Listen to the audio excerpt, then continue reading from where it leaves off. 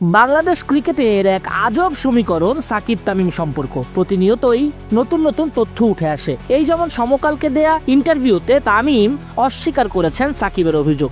2023 সালের ওয়ানডে বিশ্বকাপের আগে সাকিব আল হাসানের একটা সাক্ষাৎকারে তামিম ইকবালের বিরুদ্ধে ওঠা অভিযোগের বিষয়ে এবার মুখ খুলেছেন এই সাবেক অধিনায়ক। বলেন তিনি কোনো বেছে বেছে খেলতে চাননি, সাকিবের কথায় কিছু ভুল তথ্য ছিল।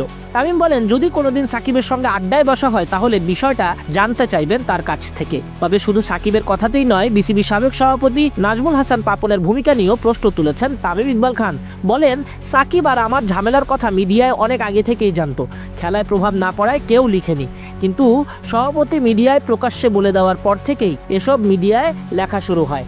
তামিমের মতে 2023 সালের বিশ্বকাপের ঠিক আগে বিষয়টা সামনে এনে এমন ভাঙন সৃষ্টি করা হয়েছে যার দায় সংশ্লিষ্ট ব্যক্তিদেরই নিতে হবে। যদিও এখন তারা পদে বহাল নেই, তাই এই মুহূর্তে কিছু বলার জায়গাও দেখছেন না তামিম ইকবাল খান। সাক্ষাৎকারে আরও অনেক বিষয় নিয়ে কথা বলেন তামিম ইকবাল। বলেন সংবাদ সম্মেলন কেন করেছিলেন, কেন কেঁদেছিলেন, কাঁদতে বাধ্য হয়েছিলেন মিডিয়ার সামনে। 2023 সালে তার আন্তর্জাতিক অবসর অপ্রত্যাশিত বা আবেগ ঘটিত কোনো সিদ্ধান্ত ছিল না, বরং 6 থেকে 8 মাস ধরে চলা দৃঢ় মানসিক চাপ ও দল থেকে বঞ্চনার কারণেই তিনি বাধ্য হয়েছিলেন আন্তর্জাতিক ক্রিকেট ছেড়ে দিতে। তামিম বলেন যখন 2023 সালে খবরটা দিলাম অনেক মিডিয়া ধারণা করেছে আবেগে ছেড়েছি, কিন্তু সত্যি আমি দীর্ঘ সময় সমস্যার ভেতর দিয়ে যাচ্ছিলাম। এর ব্যাখ্যা দিতে গিয়ে তামিম যোগ করেন সেখানে আমি একা অনুভব করতে শুরু করি। আমি সবসময় সবাইকে নিয়ে গল্প পছন্দ করি, আড্ডা দিতে ভালোবাসি। হঠাৎ এসব থেকে আমাকে একা করে দেওয়া হলো, সেই অভাবটা আমি মেনে নিতে পারিনি। তামিম জানালেন অবসর জানাতে আমার পরিবারের সঙ্গেই কথা হয়েছে। হ্যাঁ, যেদিন ঘোষণা দিয়েছে সেদিন আবেগ আপ্লুত ছিলাম, তবে বেশ আগেই যে প্রেক্ষাপট তৈরি হতে শুরু করে তা অনেকেই জানে না।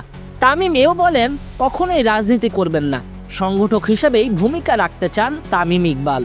রাজনৈতিক অনুষ্ঠানে তো যোগ দিয়েছিলেন যেখানে খেলোয়াড় ও ক্রীড়া সংগঠকরা ছিলেন। তামিম বলেন সেখানে আমি যেটা আপত্তি করব না, তবে যে কমিটি হয়েছে তাতে আমার নাম নেই। ক্লাব ক্রিকেট নিয়ে কোনো কমিটিতে থাকতে পারি বা নাও থাকতে পারি, সুবিধা অসুবিধা দুটোই ভাবছি। স্পষ্টভাবেই জানান ক্রীড়া উন্নয়নে রাজনীতিকদের মাঝে স্পোর্টস বিশেষজ্ঞদের নিয়োগ দেওয়া উচিত। দেশের স্পোর্টসের স্বার্থে এমন রাজনৈতিক নেতা আসবেন যিনি খেলোয়াড়দের কারণে সিদ্ধান্ত নেবেন।